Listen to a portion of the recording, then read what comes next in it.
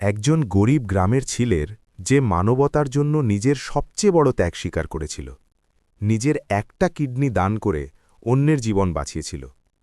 কিন্তু যখন সেই গোপন সত্য প্রকাশ পেল, তখন সেই ত্যাগই তার পরিবারের সম্মান, তার ভবিষ্যৎ আর সমাজের দৃষ্টিভঙ্গি সব কিছুকে একেবারে বদলে দিল। বন্ধুরা, এই গল্প মধ্যপ্রদেশের উজ্জয়িন জেলার একটা ছোট্ট গ্রাম রামপুরার। রাত প্রায় 11টা বাজে। ঘরের সব আলো নিভে গিয়েছিল, কিন্তু সরস্বতী দেবীর চোখে ঘুম ছিল না। 2 বছর পর তার ছেলে অর্জুন ঘরে ফিরেছিল। পুরো গ্রাম সারাদিন তার চারপাশে ঘুরঘুর করছিল। কেউ জিজ্ঞেস করছিল, আরে অর্জুন, তুই 2 বছর কোথায় ছিলি? কেউ বলছিল, এত টাকা কি করে কামালি রে? কেউ তো এটাও বলল, শহরে বড় মানুষ হয়ে গেছে মনে হচ্ছে। অর্জুন প্রত্যেকটা প্রশ্নের উত্তরে শুধু হালকা একটা হাসি দিত, কিন্তু তার মায়ের মন মানতে রাজি ছিল না। তার মনে হচ্ছিল তার ছেলে কোনো বড় রহস্য লুকিয়ে রেখেছে। রাত গভীর হয়ে গেল। সরস্বতী দেবী আস্তে আস্তে অর্জুনের ঘরে গেলেন। অর্জুন গভীর ঘুমেছিল। সে ঢিলেঢালা একটা টি-শার্ট পরেছিল। মায়ের হাত কাঁপছিল। তিনি আস্তে করে তার টি-শার্টটা একটু উপরে তুললেন, আর যেই তার নজর ছেনের পেটে পড়ল, তার চিৎকার পুরো ঘরে গুঞ্জে উঠল। এটা তুই কি করে ফেললি? চিৎকার শুনে অর্জুনের বাবা হরিনারায়ণ দৌড়ে ঘরে এলেন। সরস্বতী মাটিতে বসে কাঁদছিলেন। দেখো জি, দেখো, এর পেটে এই লম্বা দাগটা, এটা অপারেশনের দাগ। হরিনারায়ণের মুখ একদম ফ্যাকাশে হয়ে গেল। তিনি অর্জুনকে জোরে ঝাঁকিয়ে তুললেন। এটা কি? বল, তুই কি করেছিস? অর্জুনের ঘুম ভাঙল। এক মুহূর্তের জন্য সে বুঝে গেল, এখন আর সত্যি লুকানো যাবে না। সে গভীর নিঃশ্বাস নিল। বাবুজি, আমি ঠিক আছি, আমার কিচ্ছু হয়নি। কিন্তু সরস্বতী দেবী চিৎকার করে উঠলেন, মিথ্যে বলিস না, তুই কি তোর কিডনি বেচে দিয়েছিস? তাই তো এত টাকা পাঠাচ্ছিলি। শোর শুনে পাড়ার লোকজনও জড়ো হতে লাগল। কিছুক্ষণের মধ্যেই পুরো গ্রামে কথা ছড়িয়ে পড়ল।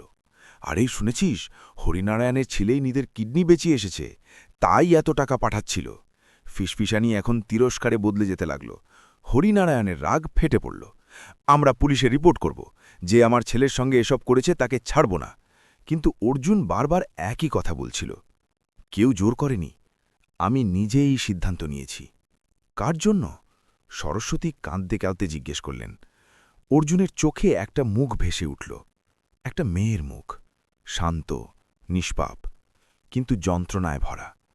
অর্জুনের কথাগুলো এখনও সবার কানে বাজছিল, কারো জীবন বাঁচানোর জন্য।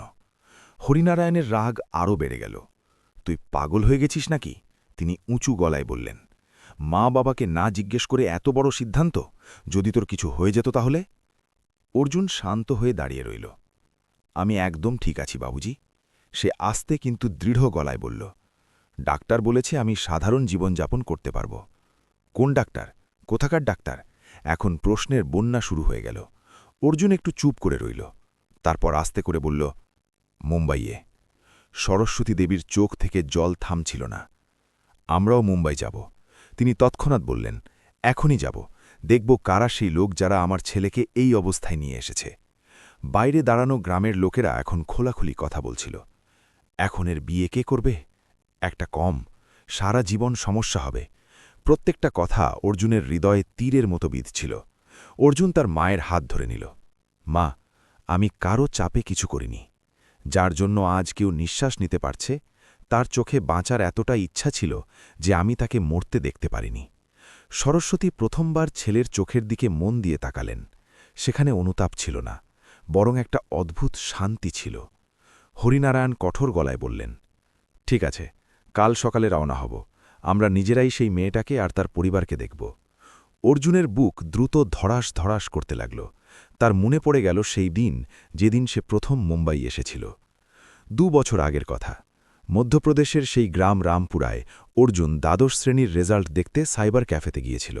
তার পুরো বিশ্বাস ছিল সে পাশ করবে, কিন্তু কম্পিউটার স্ক্রিনে যে শব্দগুলো জ্বলে উঠল, অনুত্তীর্ণ, সেটা তার কাছে বিদ্যুৎ স্পর্শের মতো ছিল। বন্ধুদের ফিসফিসানি তার কানে বাজতে লাগল। আরে, অর্জুন ফেল করেছে, এত পড়াশোনা করত তবুও। কিন্তু তার সবচেয়ে বেশি ভয় ছিল বাবার কাছে। হরিনারায়ণ খুব কঠোর স্বভাবের ছিলেন। তিনি সবসময় বলতেন, পড়াশোনা করে কিছু একটা হতে হবে। লজ্জা, ভয় আর হতাশা অর্জুনকে ভাবার সুযোগই দেয়নি। সে সোজা বাসস্ট্যান্ডে চলে গেল। পকেটে মাত্র 2000 টাকা ছিল। কয়েক ঘন্টার মধ্যেই সে মুম্বাই যাওয়ার বাসে উঠে বসল। মুম্বাই, যাকে সে সিনেমায় দেখেছে, স্বপ্নে ভেবেছে, কিন্তু বাস্তব একদম আলাদা ছিল। প্রথম দুদিন সে দাদর বাসস্ট্যান্ডের কাছে ফুটপাতে কাটাল। খিদে পেলে সস্তা ঢাবাই খেয়ে নিত। তৃতীয় দিন টাকা কমতে লাগল, ভয় বাড়তে লাগল। এখন কি করব? সেই দিনই ভাগ্য একটা ঘুরপথ নিল। সে একটা বড় হোটেলের সামনে দাঁড়িয়েছিল। ভিতরে যাওয়ার সাহস হচ্ছিল না। তখনই একটা কালো গাড়ি এসে থামল। তার থেকে প্রায় ৫৫ বছরের একজন ভদ্রলোক নামলেন।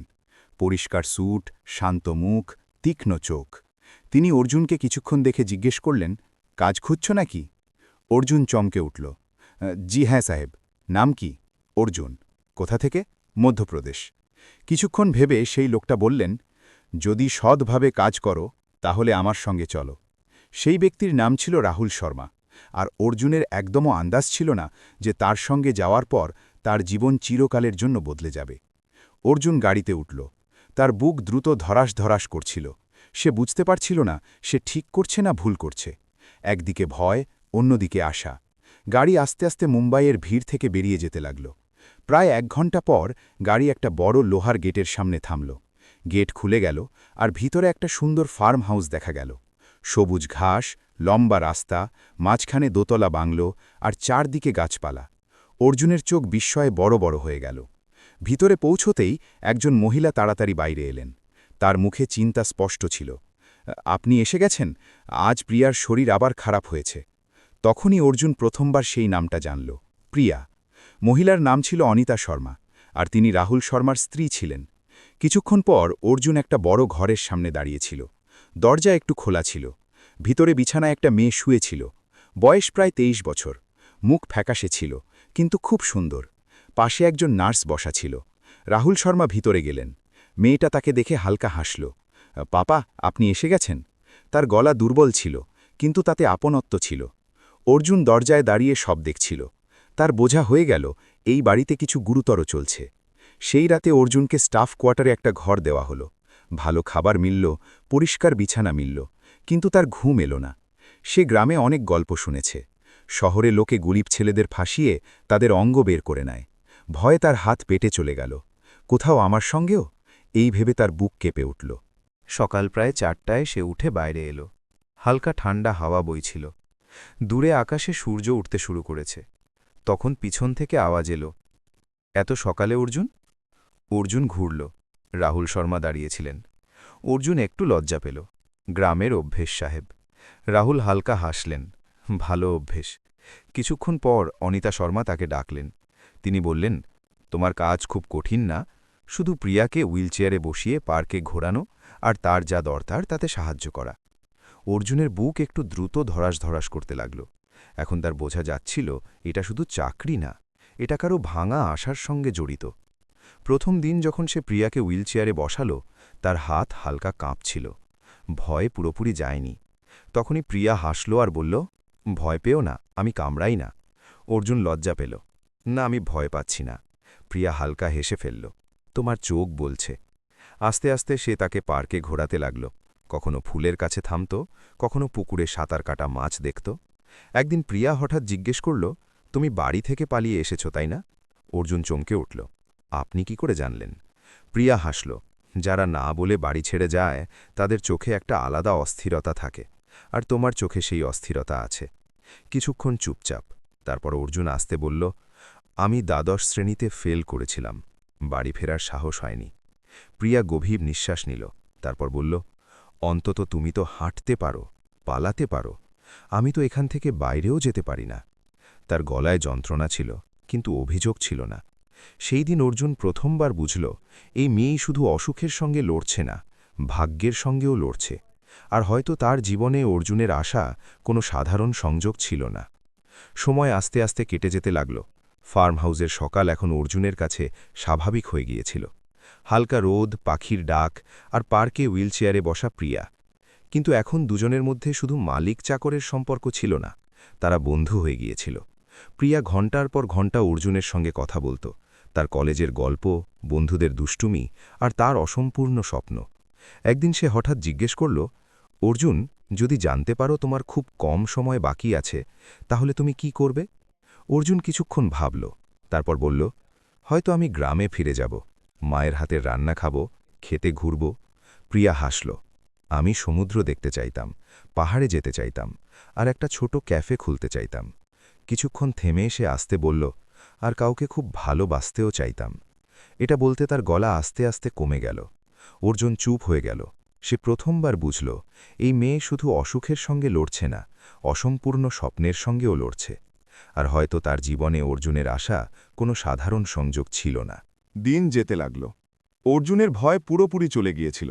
রাহুল শর্মা আর অনিতা শর্মাও তাকে ছেলের মতো দেখতে শুরু করেছিলেন। প্রতি মাসে অর্জুন বাড়িতে টাকা পাঠাত। ফোনে মাকে বলতো, আমি ঠিক আছি মা, চিন্তা করো না। কিন্তু একটা সত্যি আস্তে আস্তে সামনে আসতে লাগল। ডাক্তাররা প্রায়ই ফার্ম হাউসে আসতেন। প্রিয়ার পরীক্ষা হতো, আর একদিন অর্জুন ডাক্তারদের কথা শুনে ফেলল। প্রিয়াকে বাঁচানোর একটাই রাস্তা বাকি ছিল, কিডনি ট্রান্সপ্ল্যান্ট। কিন্তু সবচেয়ে বড় সমস্যা ছিল সঠিক ডোনার পাওয়া। সেই রাতে অর্জুন তার ঘরে অনেকক্ষণ জেগে রইল। তার মাথায় প্রিয়ার মুখ ঘুরতে লাগল, তার হাসি, তার স্বপ্ন, তার চোখের সেই চমক যে বাঁচতে চায়। তার মায়ের কথা মনে পড়ল। যদি তার মা এমন অবস্থায় থাকতেন, তাহলে কি সে চুপ করে থাকতে পারত? সকাল হতেই অর্জুন একটা সিদ্ধান্ত নিয়ে ফেলল। পরের দিন সে রাহুল শর্মার সঙ্গে একা কথা বলল। সাহেব, যদি খারাপ মা মনে করেন তাহলে একটা কথা বলি। রাহুল গম্ভীর হয়ে জিজ্ঞেস করলেন, কি কথা? অর্জুন গভীর নিঃশ্বাস নিল। যদি পরীক্ষায় সব ঠিক হয়, তাহলে আমি প্রিয়ার সাহায্য করতে চাই। রাহুল শর্মা কিছুক্ষণ তাকে দেখতে থাকলেন। তুমি বুঝতে পারছো তুমি কি বলছ? জি, আমি ভেবে দেখেছি। রাহুলের চোখ ভিজে উঠল। বেটা, এটা খুব বড় সিদ্ধান্ত। তোমার মা বাবা জানেন? অর্জুন মাথা নিচু করল। যদি তাদের জিজ্ঞেস করি, তাহলে কখনো রাজি হবেন না, কিন্তু আমি এটা নিজের ইচ্ছায় করছি। রাহুল কিছুক্ষণ চুপ রইলেন। তারপর বললেন, আমরা তোমাকে কোনো চাপ দেব না। যদি একটুও সন্দেহ হয়, তাহলে পিছিয়ে যেও। অর্জুন স্পষ্ট করে বলল, আমার কোনো সন্দেহ নেই। পরীক্ষা শুরু হল। ডাক্তাররা সব সতর্কতার সঙ্গে প্রত্যেকটা টেস্ট করলেন।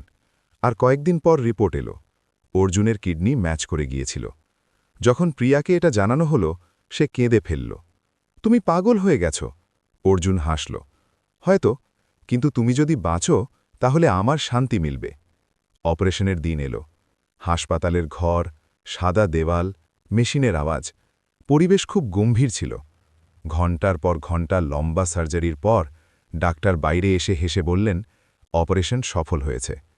সেই দিন একটা জীবন বেঁচে গেল, আর সেই দিনই অর্জুনের জীবনও চিরকালের জন্য বদলে গেল। অপারেশনের পর কয়েকদিন দুজনেই হাসপাতালে রইল। ডাক্তারদের তত্ত্বাবধানে আস্তে আস্তে প্রিয়ার শরীর সুস্থ হয়ে উঠতে লাগল। তার মুখে আবার রং ফিরে এসেছিল, আর অর্জুনও আস্তে আস্তে ঠিক হয়ে যাচ্ছিল। ডাক্তাররা স্পষ্ট বলেছিলেন সাবধানতা রাখতে হবে, কিন্তু অর্জুন সাধারণ জীবনযাপন করতে পারবে। যখন দুজনেই ফার্ম হাউসে ফিরল, তখন সেখানকার পরিবেশ পুরোপুরি বদলে গিয়েছিল। এখন সেখানে শুধু আশা ছিল না, কৃতজ্ঞতাও ছিল। রাহুল শর্মা একদিন সবার সামনে বললেন, আজ থেকে অর্জুন আমাদের কাছে শুধু কর্মচারী নয়, সে আমাদের পরিবারের অংশ। প্রিয়া প্রায়ই চুপচাপ অর্জুনকে দেখতে থাকত। তার চোখে এখন ভয় ছিল না, কিছু একটা অন্য ছিল, একটা গভীর আপনত্ব। সময় আস্তে আস্তে এগিয়ে যেতে লাগল। 2 বছর কেটে গেল। এখন প্রিয়া পুরোপুরি সুস্থ ছিল। সে আর হুইলচেয়ারে বসত না, সে নিজে হাঁটত, আত্মবিশ্বাসের সঙ্গে। তার মুখে চমক ফিরে এসেছিল। সে তার স্বপ্নও পূরণ করেছিল। মুম্বাইয়ে একটা ছোট্ট ক্যাফে শুরু করেছিল, আর অর্জুন রাহুল শর্মার হোটেল ব্যবসায় কাজ দেখাশোনা করতে লাগল। কিন্তু সে একটা কথা এখনও বাড়ির লোকেদের কাছে লুকিয়ে রেখেছিল। সে প্রতি মাসে টাকা পাঠাত, কখনো 7,000, কখনো 1 লাখ। গ্রামে এখন তাদের কাঁচা ঘর পাকা হয়ে গিয়েছিল। লোকে বলতো, হরিনারায়ণের ছেলে তো বড় মানুষ হয়ে গেছে। কিন্তু কেউ জানত না আসল উপার্জনটা কী ছিল। একদিন মায়ের ফোন এলো, বেটা, এবার ঘরে আয়, টাকা অনেক পাঠিয়েছিস, তোকে ছাড়া ঘর সোনার মতো লাগে। অর্জুন কিছুক্ষণ চুপ রইল। তারও গ্রামের মাটি মনে পড়তে লাগল। কয়েকদিন পর সে গ্রামে ফিরে এলো। কিন্তু সেই রাতেই সত্যি সামনে চলে এলো। মা তার পেটের অপারেশনের দাগ দেখে ফেললেন। গ্রামে গুজব ছড়িয়ে পড়ল, সে নিজের কিডনি বেচে দিয়েছে। মা বাবার হৃদয় ভেঙে গেল। পরের দিনই তারা অর্জুনের সঙ্গে মুম্বাই পৌঁছে গেলেন। যখন তারা ফার্ম হাউসে পৌঁছলেন, তখন সামনে থেকে প্রিয়া দৌড়ে এলো। অর্জুনকে দেখেই সে তার সঙ্গে জড়িয়ে ধরল। তুমি এসে গেছো, আমার মনে হয়েছিল তুমি ভুলে যাবে। তারপর তার নজর অর্জুনের মা বাবার ওপর পড়ল। সে একটু থেমে গেল। অর্জুন বলল, এরা আমার মা বাবা। কিছুক্ষণ সবাই চুপ। তারপর রাহুল শর্মা এগিয়ে এলেন। তিনি হাত জোর করে বললেন, আমাদের ভুল হয়েছে যে আমরা আগে আপনাদের সঙ্গে কথা বলিনি, কিন্তু বিশ্বাস করুন, আপনার ছেলের ওপর কখনো চাপ দেয়া হয়নি। অনিতা শর্মা কাঁদতে কাঁদতে বললেন, আপনার ছেলে দেবতা, সে আমাদের মেয়েকে নতুন জীবন দিয়েছে। সরস্বতী দেবীর চোখ থেকে জল বইছিল। দেবতা নয়, আমার ছেলে। তখনই প্রিয়া এগিয়ে এলো। সে দ্বিধা না করে অর্জুনের হাত ধরে নিল আর বলল, যদি আপনাদের সবার অনুমতি থাকে তাহলে আমি অর্জুনের সঙ্গে বিয়ে করতে চাই। সবাই স্তব্ধ হয়ে গেল, অর্জুনও। রাহুল আর অনিতা হাসছিলেন। হরিনারায়ণ কিছুক্ষণ চুপ রইলেন। তারপর আসতে বললেন, আমরা গরিব মানুষ, কিন্তু আমাদের ছেলের সুখ চাই। যদি সে খুশি থাকে তাহলে আমাদের মঞ্জুর। কয়েক মাস পর দুজনের বিয়ে হল, সাদোমাটা, কিন্তু পুরো সম্মানের সঙ্গে। গ্রাম থেকেও লোক এলো, শহর থেকেও অতিথি এলো। যারা গুজব ছড়িয়েছিল তারাই এখন বলছিল, সত্যিকারের সম্পর্ক তো এটাই হয়। আজ অর্জুন আর প্রিয়া দুজনে মিলে ব্যবসা দেখাশোনা করে। আর প্রায়ই অর্জুন হেসে বলে, যদি সেই দিন আমি ভয় পেয়ে যেতাম তাহলে হয়তো সারা জীবন অনুতাপ করতাম। প্রিয়া উত্তর দেয়, আর যদি তুমি না আসতে তাহলে হয়তো আমি আজ বেঁচেও থাকতাম না।